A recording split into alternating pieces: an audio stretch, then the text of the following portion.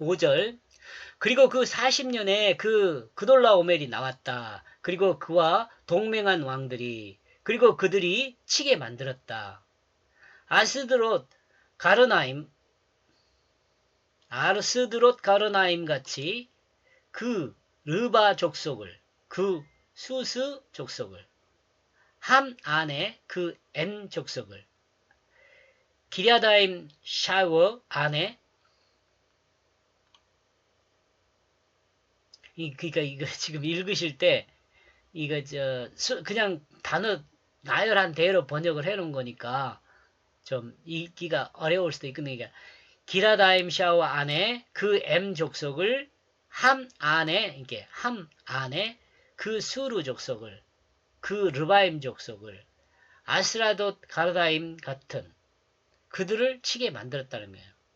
그들이 치게 만들어, 주어 동사잖아요. 여기에 이렇게 이 내용이 들어가죠. 이제 읽을 때는 이게 좀 불편하지만 이 내용을 하나하나 정리해 나갈 때는 이 질문을, 그들이 치게 만들었다. 아, 누구지? 누가 누구를 쳤다는 이야기 궁금하잖아요. 그럼 이게 이 내용이 나오면 이 사람들이구나. 이 사람들이 이렇게 가는 거죠. 그러면 이제 조금 제 나름대로는 이 방법이 더 좀 쉽다 이렇게 이해를 했습니다. 소돔은 20년을 섬겼는데 30년에 섬김을 거절하고 대적하는 자가 되었죠. 그러므로 20년 동안 숨기고 있던 발톱이 드러내고 있습니다. 소돔 왕 베라를 향한 발톱을 드러내고 있습니다. 소돔이 동맹한 나라가 있다면 그돌라오멜도 동맹한 나라들이 있습니다. 그러므로 그돌라오멜이 그 발톱을 드러낼 때 그와 동맹한 나라들이 함께 했습니다. 그리고 대신에 다시의 상징인 두 뿔을 가진 아스타롯과 같은 탁월한 거인족을 치게 만들고 있습니다. 나무 망치로 때려 눕혀 평온한 마을을 공포에 떨게 했습니다. 지금 이 말이 그냥 제가 추상해서 이 만든 말이 아니고, 이 거인, 탁월함, 방망이, 나무망치, 공포, 평온한 마을, 이런 단어들의 의미들을 생각하면 이렇게 될 수 있다는 거죠. 평온한 마을 공포에 떨게 했습니다. 교만하고 오만한 소돔왕 벨리는 이 소문을 듣게 되었습니다. 그돌라오멜의 힘과 능력 앞에 주변의 평안한 나라들은 공포에 떨게 되었습니다. 그 호리족을 그들은 그 세일산으로부터 목초지를 따라 그 엘베란까지 지금 치고 있는 거예요. 힘이 있는 거친 산의 동굴에 거주하는 족속들도 그돌라오멜과 동맹한 나라들이 쓸고 내려오고 있습니다.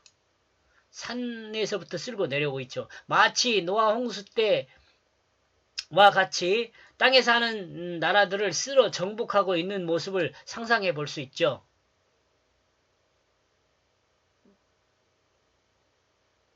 나는 상상이 되는데 여러분 상상이 안 될 수도 있습니다. 지금 이 단어들이 그렇기 때문에 이런 의미들이 나왔다는 거죠.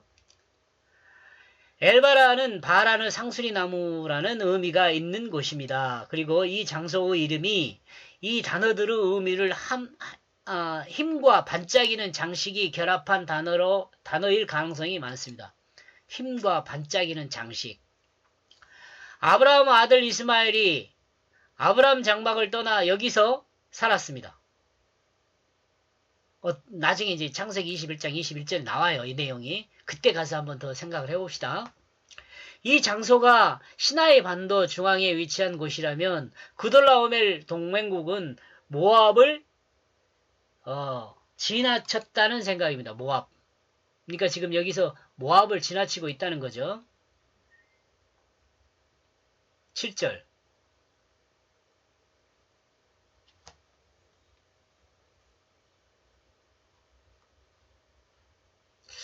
이 말은 좀 생각을 해봐야 할겠네. 이건 제가 말한 것이 아닐 수도 있을 것 같습니다.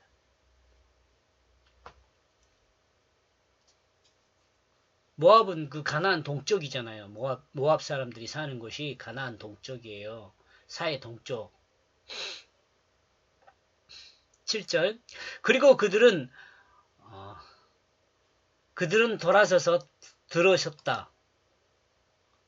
그 가데스, 엔미스밧으로. 그리고 그들은 알말렉의 모든 땅을 쳤다. 그리고 하사손 다말에 사는 아모리 족속을 쳤다 이거죠. 쳤다. 그돌라오멜 동맹국이 모압을 지나쳤기에 이제 다시 돌아서서 다시 시나이 반도로의 엘바란으로부터 올라가고 있습니다. 그리고 신의 심판을 행하기 위하여 들어섰습니다. 이게 그냥 말하는 것이 아니고 이 단어들이 이런 의미들이 있어요. 가데스가 성소, 신성한 사람, 신에게 바쳐진 사람 이런 의미들이 있으니까 이렇게 신의 심판을 행하기 위하여 들어섰습니다. 그리고 그 모든 땅을 비참하게 치고 있습니다. 산악의 사람들을 잘 부수며 쓸고 치고 있습니다. 아마도 이 내용을 모아왕 베라와 그 동맹들은 이 정보를 통해 들었을 것입니다. 그런데 왜 모압이 심판을 받는 것일까요? 모압은 아므라브 조카 롯이 정착한 성읍입니다. 그리고 롯의 눈에는 작은 애굽과 같고 하나님의 동상 같은 것이었습니다. 그러나 하나님이 보시기에는 악한 성읍이었습니다. 사람 눈에 선한 것이 아니라 하나님 눈에 선한 것이 온전한 것이죠. 이 사람 눈으로 보는 것은 객관이 없어요. 주관적이에요. 이게 사람이 선하다라고 말할 때는 그 선악의 판단 기준이 자기 자신에가 있잖아요. 그러니까 선악의 판단 기준이 자기 자신에가 있으니까 자기 자신에게 유익하고 좋은 것이라고 생각하면 선한 것이죠. 근데 다른 사람에게는 그게 악한 것이 될 수 있잖아요. 그러니까 이 선악의 기준이 사람에게 있는 것은 진짜 선한 것이라는 그 판단을 내리면 안 되는 거죠. 기준이 사람 개인에게 있으면. 근데 하나님 눈에 선한 것이다 그러면 하나님 뭐예요? 우주 만물을 창조하시고 보시기에 심히 좋았더라라고 말씀하시잖아요. 하나님의 눈이라고 말하는 것은 공평과 정의가 모두게 적용되는 것이기 때문에 선한 거죠. 근데 이 선하다는 말 자체가 사실은 하나님께는 없을 수도 있다는 그런 생각을 옛날에 한번 이야기한 것 같아요. 이 선하다 또 악하다 이것은 하나님이 창조했을 때에는 없는 단어라는 거죠. 그런데 선악을 알게 하는 선악과를 먹고 난 다음에는 이게 생긴 단어죠.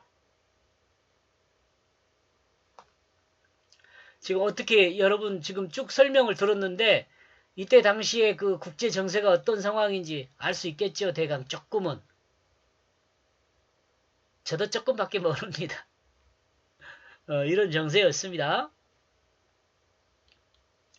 그래서 1절에서 7절까지의 내용을 좀 정리해서 도대체 뭘 이야기하냐라고 정리해보면 배반자에게 심판의 발톱을 드러내심으로 비참하게 되었다라고 이야기할 수 있습니다. 고맙습니다.